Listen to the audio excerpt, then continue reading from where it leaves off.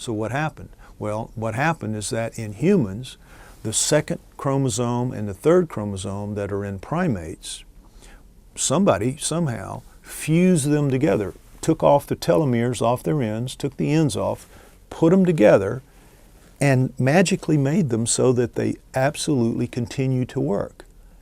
Apart from how they would normally work. With their ends missing, they still work stuck together. So that's our second chromosome. It's the second and the third primate chromosome fused together. Now, of course, science says, well, nature can do that. Nature can do anything. Nature can do it. Nature can't really do that. Nature can't do it. But they say it does, and so they win because they're the boss.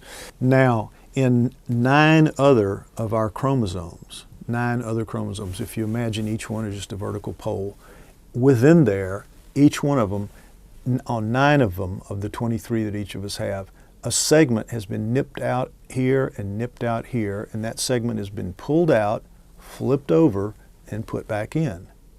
Now, they say nature can do that too. Nature can't do that. Nature can't do that. That is genetic engineering at work, so it's clear that we've been genetically manipulated. Now, another thing is But how can you say that nature can't do that? Nip out specific segments of a chromosome, flip them, and put them back in. How's it going to nip them out in the first place, turn it over, and fuse it back in? It just, nature can't do that. They'll say that it does, but the reality of it is that it just can't. They can't. Nature is not that sophisticated. And really what nature does is it conserves whatever it is. It repeats. Nature's job is to repeat exactly what it had before. All of our genes and chromosomes are conserved. Mutations are very rare, and mutations that actually stay and don't cause harm and don't cause death are even rarer. So to do something like this, that's not a mutation, that's an event.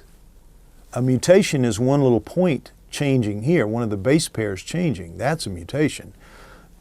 Taking it out and doing this, that's an event. And there's 9 of them in the human chromosome system. So, but on top of that, supposedly we evolve from things on Earth, that everything builds up on everything else, and that everything is connected, and there's this big flow of life. Well, within humans, though, there are, of our genes, and they say the argument is the low count is 20,000, the high count is 30,000, and the average is about 25,000 genes that we have within our chromosomes. 232 of those are not found anywhere else in anything else. 232 genes not found. Where did they come from? Where did we inherit them from? How did they get into our gene pool? Well, they couldn't. They'd have to be put there. Now, science, how do they say science put there? Some kind of bacteria infected the earliest of the humans and put them in, and those bacteria no longer exist, and so you can't trace where they did it. But it had to have come from bacteria because it couldn't come from, say, genetic engineering. But nonetheless, the evidence is there.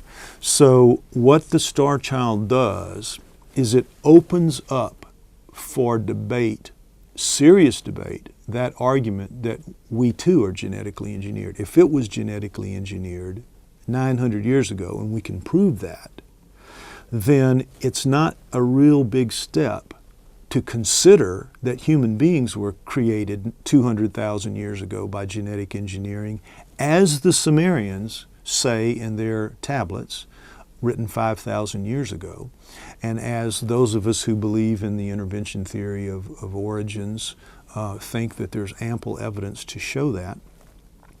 And not only are we genetically engineered, but I think all domesticated plants and animals are genetically engineered for existence on this planet. All of that's going to prove out true in time, in the fullness of time. For as radical as it sounds right now, all of that is going to prove out to be true, and that everything that science, mainstream science, believes now and preaches now and proselytizes now is wrong. It's just wrong. That's why I call my book Everything You Know Is Wrong. It really is.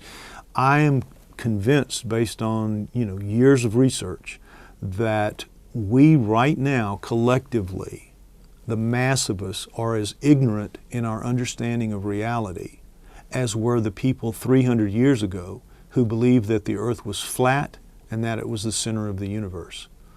We today, right now, our scientific mainstream is no different than the flat earth coterie of 300 years ago. They're no different. They're just as blind to the facts. They're just as blind to reality. And 100 years from now, because things are moving so fast, 100 years from now, people are going to look back on where we are right now today, and they are going to laugh at us as hilariously as we laugh at the people who thought that the earth was flat and that it was the center of the universe. We are just equally ignorant of those realities, and we are going to prove them over time. But there has to be, in my opinion, a tipping point, a fulcrum, something that lifts the lid off the truth and allows it to come out. And I think the Starchild could be that lever, that tipping point, because it will force the argument to get serious. And when the argument gets serious, people are going to start looking at these obvious things now, like the fusion of the second and third chromosomes and the inversion of the nine chromosomal parts and the not seen before 232 genes and all of that. These things are obvious, but science ignores them because it's in their best interest to ignore it. When it's on the table for proper discussion and when it can no longer be avoided, those things are going to become mainstream topics of discussion and research and analysis, and the truth will be found. That's my opinion at this point.